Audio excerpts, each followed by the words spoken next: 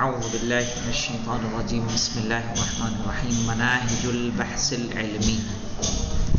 ٹھیک ہے، یعنی علمی بحث کرنے کا طریقہ، کیسے آپ کو کسی چیز میں بحث کرنی. پہلے تو سمجھ لیں کہ منہج علمی کی تعریف کیا ہے. پڑھیے مولانا غلام راغب صاحب. بسم اللہ الرحمن الرحیم. تعریف منہج العلمی. جی، المنہج العلمی هو الطریقۃ التي یتبعها العلماء فی وضع قواعد العلم وفي استنتاج معارفه على ضوء تلك القواعد. المنہج العلمی هو الطریقۃ التي یتبعها العلماء. منہج علمی کس کو کہتے ہیں؟ کہ وہ طریقہ جس کی علماء پیروی کرتے ہیں فی وضع قواعد العلم، علم کے قاعدے کو بنانے میں، یعنی جس کی روشنی میں وہ علم کے قوانین بناتے ہیں. وفی استنتاج معارفہ، اور علی ضوء تلک القواعد، اور ان قواعد کی روشنی میں جو وہ نتیجے اخذ کرتے ہیں، اسی کو کیا کہا جاتا ہے؟ منہج علمی. یعنی وہ طریقہ جس کی علماء پیروی کرتے ہیں اور علمی قوانین بناتے ہیں، اور ان قوانین کے نتیجے میں جو معارف حاصل کرتے ہیں اسے منہج علمی کہا جاتا ہے. کیا ہے شرح تعریف میں؟ دیکھیے، پڑھیے. بسم اللہ الرحمن الرحیم. یعنی بالعلم، یعنی علم کے ذریعے. جی، ہونا کل مجموعۃ منظمۃ من المعارف الانسانیہ تدور حول موضوع خاص. کہ اس علم کے بارے میں بات ہو رہی ہے ہماری کہ کل مجموع منظمۃ من المعارف، ہر گروہ جو معارف انسانی سے منظم، جس میں انسانی معارف پائے جائیں، تدور حول موضوع خاص، جو ایک خاص موضوع کے ارد گرد گردش کرتا ہے. جیسے مجھے یہ بتائیے، میتھ کو پڑھنے کا منہج کیا ایک ہوگا اور تاریخ کو پڑھنے کا منہج دونوں کا ایک ہوگا کہ جدا جدا ہے؟ الگ الگ ہے. تو انسانی معارف کے ارد گرد جتنے بھی علوم ہیں، صحیح ہے، ان تمام علوم کو جانچنے اور پرکھنے کیا کہا جاتا ہے؟ کس طرح سے اسے پڑھنا ہے، اسی کو کیا کہتے ہیں؟ منہج علمی. دیکھیے، پڑھیے آگے. فی ضوئہ یکون المنہج العلمی بمعنى العام، وهو الطریقۃ التي ينتهجها الباحثون في دراسة أي موضوع من أي علم من العلوم للوصول إلى قواعد العامة فاستنتاج المعارف على ضوء تلك القواعد. کہہ رہے ہیں کہ تکون المنہج العلمی بمعناها العام. دیکھیے یہاں پہ منہج علمی دو طرح کا ہوگا، ایک منہج علمی عام، ایک منہج علمی خاص. نہیں کہتے کہ بھائی، کہہ رہے ہیں وہ الطریقۃ التی ینتہجها الباحثون، وہ طریقہ کہ جس کو باحثین یعنی تلاش کرنے والے، پڑھنے والے کیا کرتے ہیں؟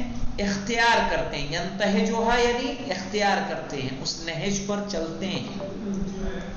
فی دراست ای موضوع، کسی بھی موضوع کو پڑھنے میں، من ای علم، کسی بھی علم کو، صحیح ہے، من العلوم، علوم میں سے کسی بھی علم کے موضوع کو پڑھنے میں، للوصول الی القواعد العامہ، تاکہ اس کو پڑھ کر جانچ کر ایک عام قاعدے کی تک پہنچ سکیں.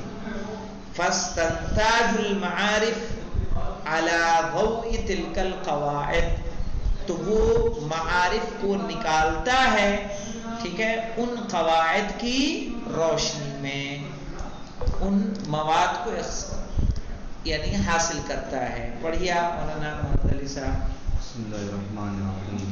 تقسیمہ تنوع مناهج البحث العلمی الى نوعین ہما المناهج المنطقیۃ او المناهج العامۃ. ہاں، یعنی دو قسمیں ہیں منہج بحث کی. ایک ہے مناہج المنطقیہ یا مناہج عامہ، دونوں ایک ہی چیز ہیں. ٹھیک ہے. اور کیا ہے مناہج الفنیہ یا مناہج الخاصہ. صحیح ہے، ان کا ایک خاص منہج، یہ ان کی تقسیم ہے. مناہج عامہ کیا پڑھ لیں، پڑھیے. نمبر 1 المناهج العامۃ. تعریفها المناهج العامۃ او المناهج المنطقیہ. ہاں، دونوں ایک ہی نام ہے، یعنی چاہے یہ کہیں چاہے مناہج عامہ کہیں چاہے مناہج منطقی کہیں.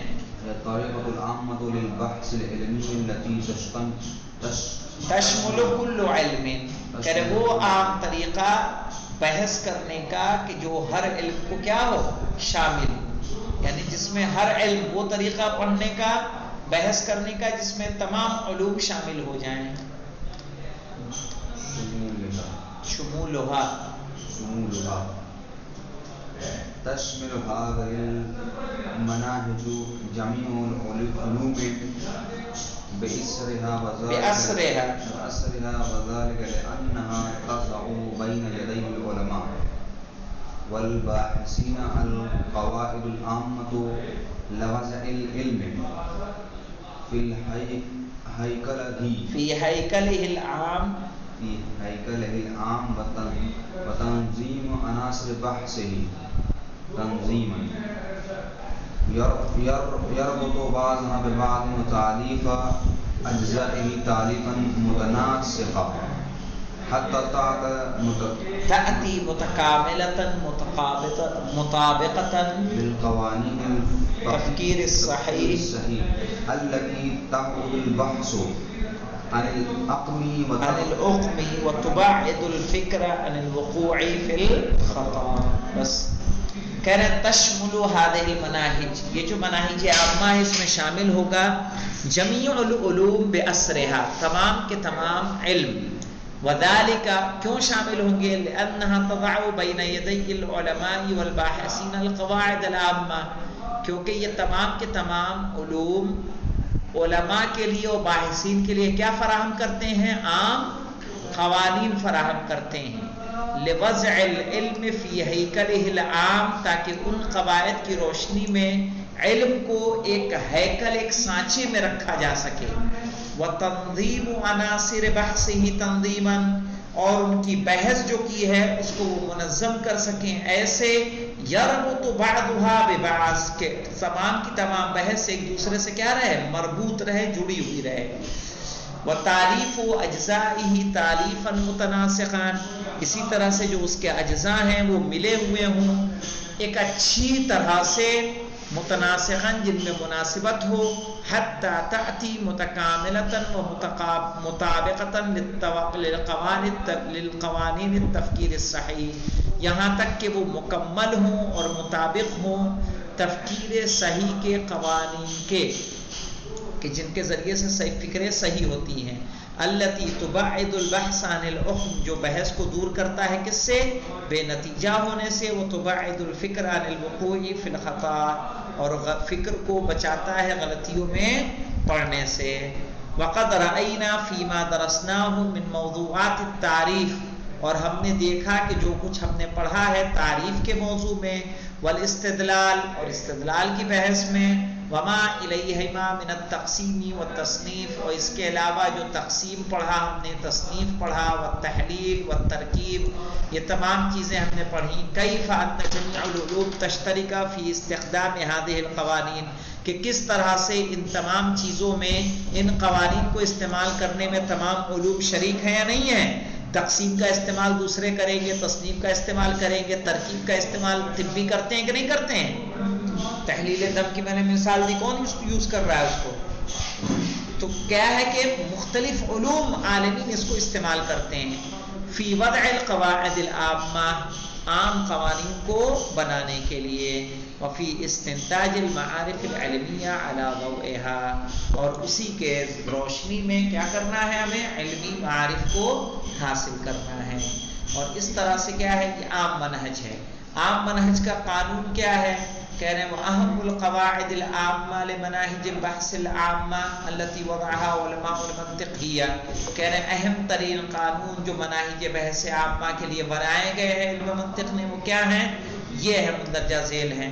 دیکھ لیجئے جلدی سے، وہ کہہ رہے ہیں یجب الشک فی کل قضیۃ حتی یثبت صدقها، کہہ رہے جو قضیہ آپ کے سامنے آئے ان میں آپ کو شک کرنا ہے یہاں تک کہ وہ کیا آپ کے لیے صادق ثابت ہو جائیں۔ سمجھ میں آئی بات؟ جو قضیہ آیا اسے، جیسے ہم نے کہا الروح موجودۃ، یہ قضیہ ہے، اس میں بھی ہمیں شک کرنا ہے، یہ پہلا اصول ہے، تاکہ ہم جب تک اس کو کیا کریں، استدلال کے ذریعے ثابت نہ کر لیں۔ فَإِنْ كَانَتْ مِنَ الْقَضَايَا الْبَدِيهِيَّةِ لَا بُدَّ مِنَ التَّأَكُّدِ مِنْ بَدَاهَتِهَا، کہا اگر وہ بدیہی قضیہ ہے، عام قضیہ ہے کہ جس میں آپ کو بحث و نظر کی ضرورت نہیں ہے، تو آپ اس بات کی پھر تاکید کریں کہ واقعی وہ بدیہی ہے یا نہیں ہے۔ وَإِنْ كَانَتْ مِنْ غَيْرِ الْبَدِيهِيَّةِ، اگر بدیہی نہ ہو، لَا بُدَّ مِنَ الرُّجُوعِ إِلَى الدَّلِيلِ النَّاهِضِ بِإِثْبَاتِ صِدْقِهَا، کہنا پھر ضروری ہے کہ ہم اس دلیل کو تلاش کریں کہ جو اس کے سچا ثابت کرے۔ اگر سچا ثابت کرنے کی دلیل نہیں ملتی ہے تو ہمارے لیے قضیہ کیا رہے گا، کاذب ہوگا۔ دوسرا کیا ہے، یجب استخدام طریقۃ التحلیل، کہہ رہے طریقہ تحلیل کو ہمیں استعمال کر لینا ہے۔ فیجزأ الموضوع من اکبر عدد من الاقسام، صحیح ہے، تو وہ موضوع کو کیا کرے گا، زیادہ سے زیادہ قسموں میں تقسیم کرتا چلا جائے گا۔ تیسرا کیا ہے، یجب ان تکون خطوات البحث منظمۃ، اس لیے کہ جو بحث کے خطوات ہیں، آپ کے مراحل ہیں، وہ کیا ہونے چاہیے، منظم ہونے چاہیے۔ جو 20 پیج کی بحث اگر آپ سے لکھوائی جائے تو اس کو منظم لکھیں گے کہ عدم منظم لکھیں گے؟ کتاب اگر آپ کو شروع کرتے ہیں تو پہلے اس کی تعریف آتی ہے، تعریف کے بعد اقسام آتی ہے، اقسام کے بعد اس کی مثالیں آتی ہیں، پھر ان کی اقسام آتی ہے۔ بحث اسی طرح سے چلتی ہے۔ نحو آپ پڑھتے ہیں، پہلے کیا پڑھتے ہیں، کلمے کی تعریف پڑھتے ہیں، پھر ان کی اقسام پڑھتے ہیں، پھر اسم کے تمام بحثیں پڑھ لیتے ہیں۔ اس میں بھی پہلے مرفوعات پڑھتے ہیں، پھر منصوبات پڑھتے ہیں، پھر مجرورات پڑھتے ہیں کہ نہیں پڑھتے ہیں؟ کہا بحث آپ کی کیا ہونی چاہیے، منظم ہونی چاہیے۔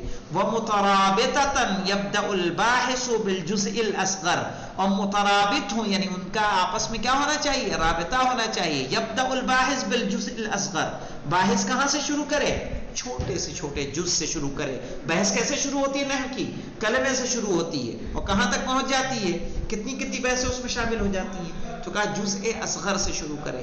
فَالْأَكْبَرُ مِنْهُ، اور اس کے بعد اکبر کی طرف جاتا رہے۔ وَهَكَذَا حَتَّى يَنْتَهِي إِلَى الْمُرَكَّبِ، اور یہاں تک کہ وہ پوری بات مکمل کر لے۔ چوتھا دیکھیں، کہہ رہے ہیں یجب ان تکون الدراسة مستوعبة لكل اطراف الموضوع، جو آپ بحث کر رہے ہیں، آپ جس موضوع کے بارے میں بحث کر رہے ہیں، استیعاب کہتے ہیں گھیر لینے کو، شامل کر لینے کو، کہ آپ کی وہ دراست کیا کرے، موضوع کی تمام بحث کو کیا کر لے، اپنے دامن میں سمیٹ لے۔ والامثلۃ مستوفیۃ، اور تمام جو مثالیں آپ لے کر آئیں وہ مثالیں کافی ہونی چاہیے، لکل شؤونہ، اس کے ہر باب میں۔ پھر پانچویں شرط کہہ رہے ہیں یجب ان تکون غایت البحث واضحۃ، آپ بحث کیوں کر رہے ہیں، بحث کرنے کی غایت واضح ہونی چاہیے۔ یہ بحث آپ یہ کتاب لکھ رہے ہیں، کتاب لکھنے کا مقصد کیا ہے، ہدف کیا ہے، آپ کرنا کیا چاہتے ہیں، وہ واضح ہونا چاہیے۔ کہہ رہے ہیں یجب الا تتناقض اجزاء البحث بعضها مع بعض، کہہ رہے ہیں ایک کتاب آپ نے لکھی ہے، کتاب میں ایسا نہ ہو کہ ایک بات اسی کتاب میں آپ کی بات دوسرے پیج پہ جا رہے ہیں تو پہلی والی بات کیا ہو رہی ہے، کٹ رہی ہو، صحیح ہے، اس کو رد کر رہی ہو۔ آپ نے ابھی کچھ کہا، 20 صفحے کے بعد جا کے کچھ اور بات کہہ رہے ہیں، تو کہا جو آپ کی بحث علمی ہو ایک دوسرے کو کیا کر رہی ہے، ایک دوسرے کے متناقض نہ ہو۔ پھر ساتواں ہے یجب ان یلم البحث کل مسائلہ وتبعد عنہ غیر مسائلہ، کہہ رہے ہیں کہ ضروری ہے کہ جو بحث آپ کر رہے ہیں، بحث کے اندر آنے والے تمام مسائل شامل ہو جائیں، اور ان مسائل کو نہ چھیڑا جائے جو آپ کی بحث میں شامل نہیں ہے۔ ابھی جس کی گفتگو ہو رہی ہے بس آپ جس کو تلاش رہے ہیں بس اس میں رہیں، اگر آپ ادھر ادھر جائیں گے تو آپ کی بحث کیا ہو جائے گی؟ صحیح ہے، بکھر جائے گی، آپ کسی نتیجے تک نہیں پہنچ سکتے.